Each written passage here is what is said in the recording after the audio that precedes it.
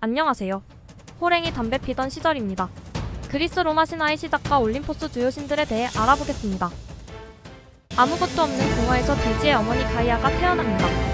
그리고 스스로 하늘의 신 우라노스와 바다의 신 폰토스를 낳게 됩니다. 우라노스는 세계의 왕을 자처하며 어머니인 가이아와 결혼하여 12명의 티탄과 외눈박이 거인 키클롭스, 헤카톤케이레스라는 100개의 팔과 50개의 머리를 가진 자식을 낳습니다. 키클롭스와 헤카톤케이레스의 생김새와 능력이 꺼려졌던 우라노스는 자신의 자식들을 땅속 깊은 곳 타르타로스에 가두어 버립니다. 아무리 기형아이지만 자식들을 사랑했던 어머니 가이아는 이를 알게 된 후 12명의 티탄을 불러모으며 우라노스에 대한 공격을 준비하게 되는데, 분노한 가이아가 대지에서 뽑은 쇠로 만든 아담한테의 낫을 만들고 12명의 티탄을 모아 우라노스를 몰아내자고 말했죠. 그러나 아버지가 두려웠던 티탄들은 나서지 못했으나 막내인 크로노스만이 용감하게 앞으로 나섭니다. 얼마 후 가이아와 동침하기 위해 우라노스가 오자 숨어있던 크로노스가 우라노스의 남근을 잘라 바다에 던져버리고 아버지를 몰아내게 되었죠. 이후 크로노스가 온 세계와 신들을 다스리는 주신이 되고 남매인 레아와 결혼하게 됩니다. 우라노스는 떠나며 크로노스에게 너도 자식들에게 권력을 빼앗길 것이라는 저주를 하는데, 이 예언이 신경 쓰였던 크로노스는 자신의 아이를 임신한 레아의 3달을 기다렸습니다. 이윽고 레아가 화로의 여신 헤스티아를 출산하자 크로노스는 기다렸다는 듯 갓 태어난 자식을 삼켜버리죠. 이를 본 레아가 불같이 화를 냈으나 크로노스는 자신의 뱃속에서 안전하게 자랄 것이라며 자리를 뜹니다. 이런 일이 지속되자 레아는 어머니인 가이아에게 찾아가 의논을 하게 되고 가이아는 지혜를 빌려주는데요. 곧 몰래 출산한 레아는 태어난 제우스를 크레타 섬의 님프에게 맡긴 후 강보로 감싼 돌멩이를 크로노스에게 주었고 그는 그것을 삼켜버립니다. 한편 제우스는 크레타 섬에서 어느덧 청년이 되었고 자신을 죽이려 한 아버지의 일도 알게 됩니다. 결국 아버지를 몰아내기로 마음먹고 지혜가 가장 뛰어난 여신 메티스를 찾아가 조언을 구하게 되죠. 메티스는 구토제를 건네주며 형제들과 힘을 합하라는 조언을 해줍니다. 레아의 도움으로 크로노스에게 구토제를 먹이자 하데스와 포세이돈을 포함한 제우스의 형제들을 모두 토해냅니다. 제우스는 타르타로스에 갇혔던 키클롭스와 헤카톤케이레스도 꺼내주고 형제들과 몇몇 티탄까지 규합하여 아버지 세력과 전쟁을 시작합니다. 이 전쟁이 그 유명한 티탄들의 10년 대전쟁 티타노마키아인데요. 이때 키클롭스는 제우스에게 번개, 포세이돈에게 삼지창, 하데스에게는 투구를 만들어주죠. 전쟁은 제우스 측의 승리로 돌아갔고 크로노스 등을 타르타로스에 가두게 됩니다. 티타노마키아의 승자가 된 제우스.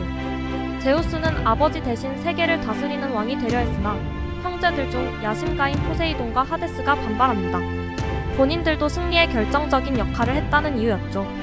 이에 제우스는 제비뽑기를 통해 다스릴 지역을 정하자고 제안했고 그 결과 하늘은 제우스, 바다는 포세이돈, 지하세계는 하데스가 다스리기로 결정됩니다. 이렇게 세계가 안정을 찾게 되자 제우스는 그리스 올림포스 산에 궁전을 짓고 연인이었던 메티스와 결혼을 하게 되는데요. 결혼식 당일 할머니인 가이아가 찾아와 제우스에게 한 가지 예언을 하게 됩니다. 메티스가 딸을 낳으면 제우스의 버금가는 힘을, 아들을 낳으면 제우스를 몰아내고 왕이 될 것이라고요. 할머니 가이아에게 불길한 예언을 들은 제우스. 그리고 얼마 후 임신을 하게 된 메티스.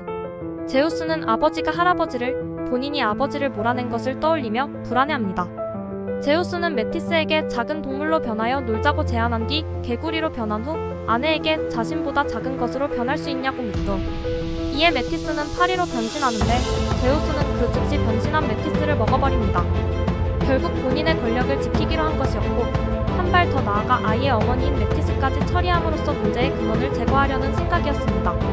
메티스는 분노하면서도 여전히 제우스를 사랑했기에 그의 머릿속에서 계속 지혜를 빌려주었다고 하네요. 가이아의 예언으로부터 해방된 제우스는 얼마 뒤 율법의 여신인 티탄 테미스에게 새 장가를 갑니다. 이어 테미스와의 사이에서 계절을 담당하는 호라이 세자매와 운명을 관장하는 모이라이 세자매를 낳게 되죠. 하지만 제우스는 이내 테미스에게 실증이 나고 이를 눈치챈 테미스는 먼저 이혼을 제안합니다. 예언뿐만 아니라 아내에게도 해방된 제우스. 그는 결혼보다 자유로운 삶을 택하고 여신과 님프 등을 가리지 않고 사랑을 나누게 됩니다. 그렇게 거칠 것 없던 제우스의 눈에 어느 날 남매인 여신 헤라가 눈에 들어옵니다. 질투 많은 아내라는 이미지에 가려졌으나 헤라 역시 아름다움으로는 둘째가라면 서러워할 여신이었죠. 그녀에게 반한 제우스는 끈질긴 구애를 하게 되고 마음을 얻기 위해 생각지 못한 일까지 하게 되는데, 가정의 여신인 헤라는 문란한 생활을 하는 제우스가 마음에 들지 않았죠. 그래서 계속되는 제우스의 구애를 뿌리치던 헤라는 결국 그를 피해 구름 속에 숨어버립니다. 그리하여 제우스는 그녀가 숨은 거처 주위에 폭풍을 일으켰고, 한바탕 난리에 밖으로 나온 헤라는 떨고 있는 가여운 작은 새를 발견하여 집으로 데리고 들어갑니다. 그러나 그 새는 제우스가 변신한 것이었는데요. 헤라에게 접근하고자 제우스가 계략을 짠 것이었죠. 결국 제우스의 끈질긴 구애를 조건부로 받아들이는 헤라. 그 조건이란 자신과 정식으로 부부가 될 것과 이혼하지 않는 것이었습니다.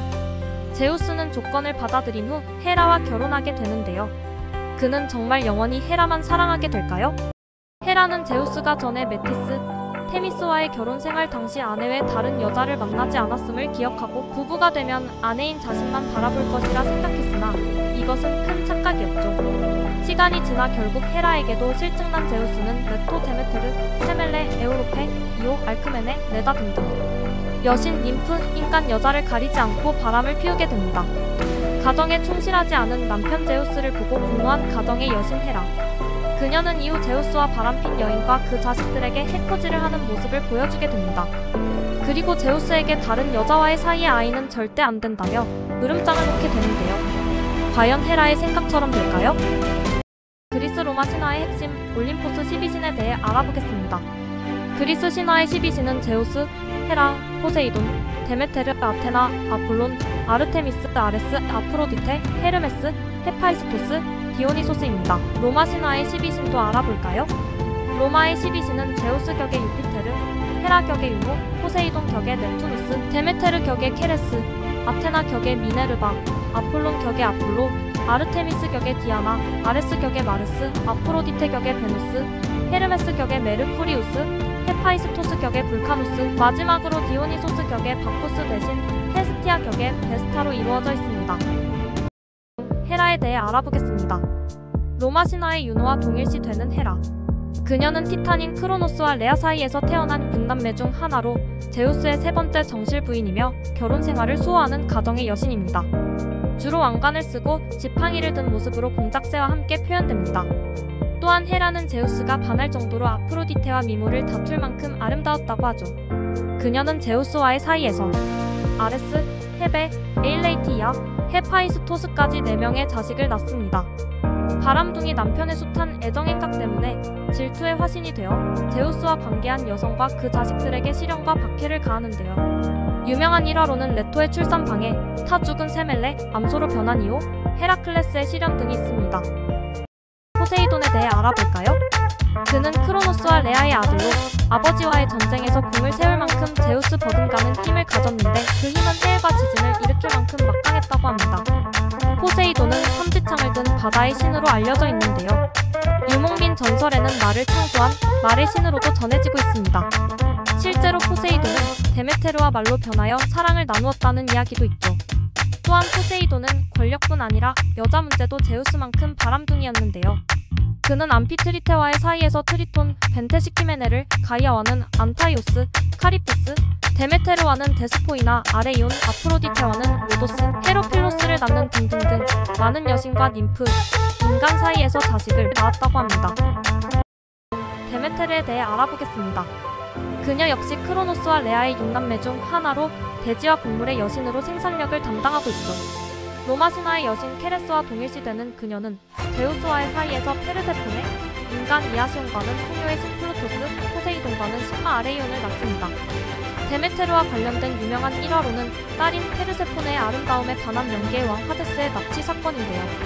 딸을 찾아다니던 데메테르는 하데스가 납치해 간 것을 알게 되었고 딸을 되찾기 위해 곡식을 자라게 하는 임무를 뒤로한 채 거처에 틀어박히게 됩니다. 그로 인해 많은 사람이 굶어 죽게 되자 보다 못한 제우스의 존재로 페르세포네가 매년 10월에 데메테르에게 왔다가 이듬해 6월에 명계로 가도록 하게 됩니다.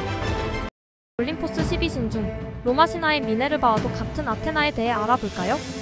그녀는 제우스와 첫 부인 메티스 사이에서 태어났는데요. 메티스를 먹어버린 제우스는 어느 날 머리가 깨질 듯한 통증을 느끼고 헤파이스토스를 불러 망치로 자신의 머리를 내리치라고 합니다.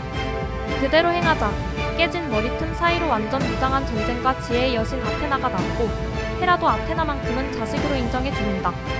또 다른 전쟁의 신인 공격적이고 파괴적인 아레스와는 다르게 아테나는 지략과 이성을 바탕으로 인류 문명을 보호하는데요. 그런 그녀의 이름에 유래한 도시국가 아테네는 아테나를 수호신으로 여기고 파르테논 신전을 그녀에게 바치게 됩니다.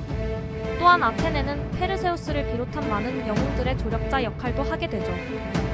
올림포스 12신 중 아폴론과 아르테미스 두 신에 대해 알아보겠습니다. 아폴론과 아르테미스는 쌍둥이로 제우스와 레토 사이에서 태어났는데요. 아폴론은 태양 음악시 예언 예술 군주를, 아르테미스는 달 처녀성 사냥을 관장하는데요. 이 두 신이 태어난 배경을 살펴볼까요? 제우스가 레토와 몰래 사랑을 나누고 쌍둥이까지 임신한 사실을 알게 된 헤라. 분노하여 해가 비치는 곳에서는 아이를 낳을 수 없다는 저주를 내리는데 이를 가엾이 여긴 제우스가 포세이돈에게 요청하여 안개 낀 델로스 섬에서 아폴론과 아르테미스를 출산하게 됩니다. 기존 신들은 이 쌍둥이 신을 어여삐 여겼고 심지어 티탄인 헬리오스와 셀레네는 자신들이 맡고 있던 태양과 달의 신 자리를 물려줍니다. 이어서 제우스에 의해 올림포스의 12신 자리까지 오르게 되죠. 아레스에 대해 알아보겠습니다. 그는 제우스와 헤라 사이에서 태어난 아들인데요. 전쟁과 파괴를 주관하는 신으로 로마 신화의 마르스와 동일시됩니다. 그는 아프로디테와의 사이에서 에로스, 하르모니아, 포보스, 데이모스, 안테로스, 아글라우로스와는 딸 알키페, 키레네와는 트라키아 왕 디오메데스 등 아버지처럼 신과 인간 사이에서 많은 자식을 낳게 됩니다. 아레스는 또 다른 전쟁의 신인 아테나와는 다르게 파괴적인 모습을 보여서인지 부상과 창피를 당하는 설화가 많은데요. 헤라클레스에게 허벅지를 찔린 것, 트로이 전쟁에서 디오메데스의 창에 맞은 일, 아프로디테와의 바람을 다른 신들에게 발각되는 일들이 있습니다. 하지만 트라키아와 그리스의 테바이 등에서는 아레스를 숭배했다고 하네요. 미와 사랑, 욕정의 여신 아프로디테에 대해 알아보겠습니다. 시간을 거슬러 올라가 크로노스가 우라노스를 몰아내던 때 잘린 우라노스의 남근에서 흐른 정액이 바다에 떨어져 거품이 발생했고 이후 바다에 떠밀려 키프로스 섬에 닿았는데 여기서 아프로디테가 태어납니다. 로마 신화의 베누스와 동일한 그녀가 태어나자 계절의 여신 호라이 자매와 의미의 여신 카리테스 자매가 그녀를 맞아주고 아름답게 치장해주고 이후 그녀는 못생긴 신 헤파이스토스와 결혼하지만 애욕의 여신답게 많은 바람을 피우는데요. 그 대상으로는 이전 시간에 알아본 아레스를 비롯해 헤르메스, 디오니소스, 인간 안키세스와 아도니스 등이 있고 그들과 많은 자식을 낳습니다. 이런 그녀의 아름다움은 후대에도 동경의 대상이 되어 많은 예술작품을 남기게 되죠. 헤르메스에 대해 알아보겠습니다. 로마 신화에서 메르쿠리우스로 불리는 그는 제우스와 티탄 아틀라스의 딸 마이아 사이에서 태어났는데요. 전령과 여행, 상업과 도둑의 신인 그는 지상부터 지하까지 못 가는 곳이 없다고 합니다. 그는 특유의 재치를 가지고 태어났는데요.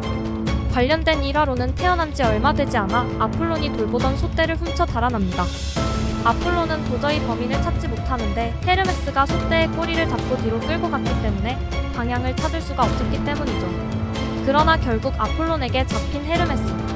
하지만 헤르메스는 재치를 발휘하여 음악을 좋아하는 아폴론에게 악기를 만들어주고 소떼를 정식으로 양도받습니다. 그야말로 도둑과 상업의 신이라는 이명이 어울리는 특동들이었죠.